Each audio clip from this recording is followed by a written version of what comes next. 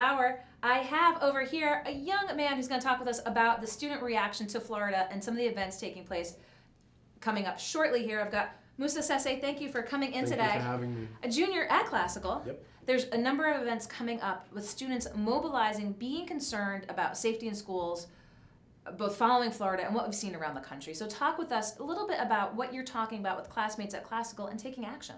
All right, so the organization I work with, Providence Student Union, is organizing a walkout on March 14th, Wednesday, at 12:45 p.m. There's also a national walkout that's being organized by, I think, Everytown, which is a gun nonviolence advocacy center that works to educate people about gun violence and the statistics regarding that. And there's another one on 4/20 of April 20th, and that is organized by another organization, but I know there's 3 events coming up. The one that we are organizing at Providence Student Union is requesting that Providence students and Rhode Island students as a whole, high school students in particular, walk out of their schools and show up to the State House to talk about how gun violence affects them in their communities and to demand a change. The Parkland shooting has really kind of incited this conversation. One person in particular, Emma Gonzalez, has really asked students to walk out and to demand a change because there's a very clear issue with gun violence in America. So yeah, we're just asking students to come and show up, show out, and make their voices really heard because this issue affects us. When you're at school and you're at Classical and you have fire drills and you have active shooter drills, how regular is this a part of the school day for students? I mean, for folks who might not have a child in school right now and doesn't know what it's like to be at school in this current environment, I mean, how much does it permeate sort of when you hear an alarm or you don't know if it's a drill? I mean, how often does this happen when you have drills?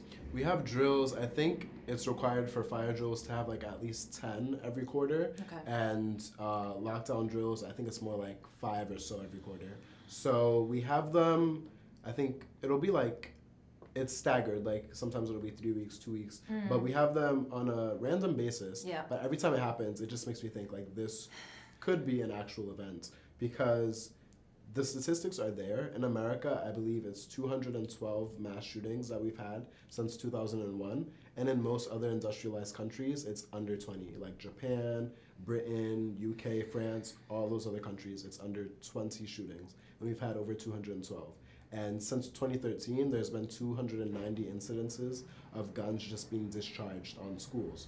So it's very evident that there is an issue. We have 371 million guns and 319 million people. And the regulations aren't really there to keep the people that we need to keep safe, which is everyone. The regulations aren't really there to do that. So we're just really trying to call attention to this issue because it's bigger than just students. We've seen it in movie theaters, we've seen it in churches, houses, public places, and it's just like, who's next? Where is next? And that's what makes me sad. Do you think, I mean, we're hearing, we've seen action so far, and we know about these events, the walkout taking place, the protest in DC. Do you think all this student mobilization will be able to impact change? There was just an event up at the State House this week. There were hearings on guns. Moms Demand Action were there. The Second Amendment Rights Coalition was also there as well. They turned out in force. Do you think this show of numbers by students is going to be able to affect change? I think we're definitely going to need adult allies to stay with us and to stand by us and help us, reach the people that we need to reach, the decision makers, lawmakers. But as a student, I care about the issue. I care about the safety of the people around me, and I care about the safety of myself and my family. So I showed up, I think, if you're talking about it was like last week or the week before, they were talking about the ban on assault rifles with Gina Raimondo. She spoke, and like a lot of community members spoke. I was actually there, and there was some people that were, in favor of, gun regulations and increased regulations regarding guns, but there was also some people that are not in favor.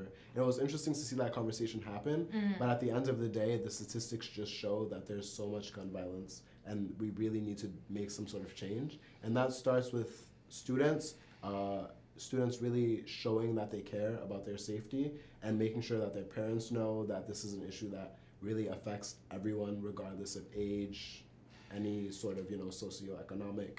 Guns affect all of us. And so let's talk a little bit about upcoming Wednesday, 12:45, March 14th. And you're part of the Providence Student Union, so this is bigger than Classical. I mean, you've talked with classmates. How many people do you expect are going to be walking out on Wednesday? From classical, probably a decent number. I'm expecting probably like half of classical, which is around 500, 600 kids to walk out, because this issue is a national issue, and we've seen the walkouts in every, other part of America. We've seen students walking out and showing the masses that they really care about this issue and that they really want to demand a change. So I'm expecting our forces to, come in mass. And so how much of your time is this taking up being an organizer, You're like, oh, Kate, a lot. Oh, my goodness. Yeah, I'm dealing with like junior research projects right now, typical classes, AP stuff. So it's definitely a lot. I'm definitely overwhelmed, but there's nothing I would rather be doing because I'm not going to say if, because when this makes the change that it needs to make, because if it doesn't happen tomorrow, it'll most likely happen again before these regulations are put into place. So. And are you going to D.C.? Thinking about it? I'm thinking about it. Depends on your class load. Yeah, all the stuff is definitely adding up with organizing this. But yeah. So you're really committed to this here as a student, as a junior. You've got another year of school. Talk with us. Youth is served here in the Navigant Credit Union Broadcast Center today. I had a URI senior Skyping in down from the A10 tournament. What's next? What are your ultimate, college, post-school goals? What are you looking to do? Well, I'm looking to go to advertising school, probably at Syracuse because their program is one of the top in the country, or graphic design, something like that, where I can incorporate my love for art and design with something that'll pay the bills because we're in the 21st century and that's what, You've got the bottom line all figured out. Definitely. So yeah.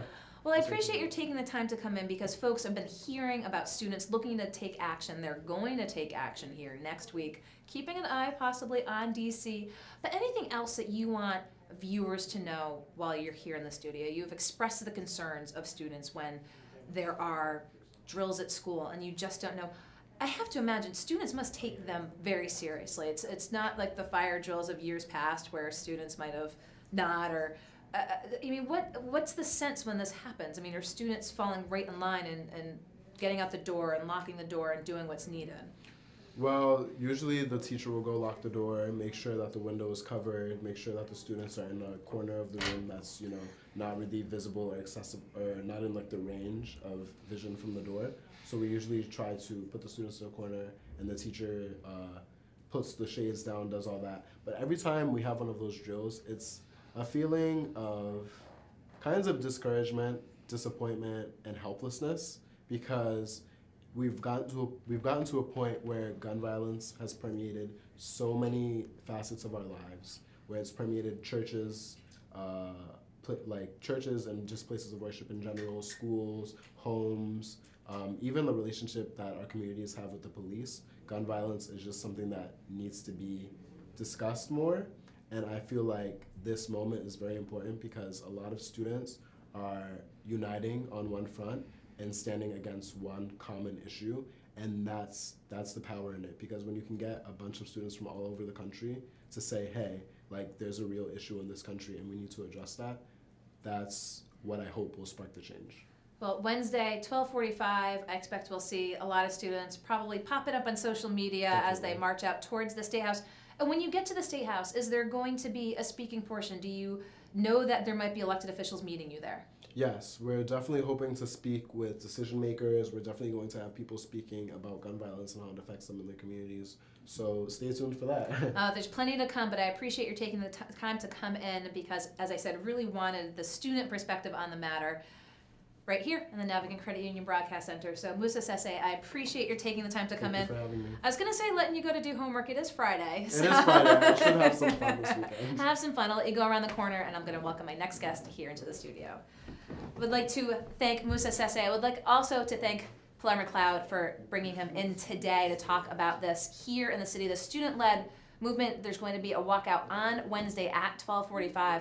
We'll be seeing more, I'm sure, from the students on this issue moving forward. Appreciate him taking the time to come downtown Providence here. Don't go anywhere. We'll be back with our next guest here in the Navigant Credit Union Broadcast Center.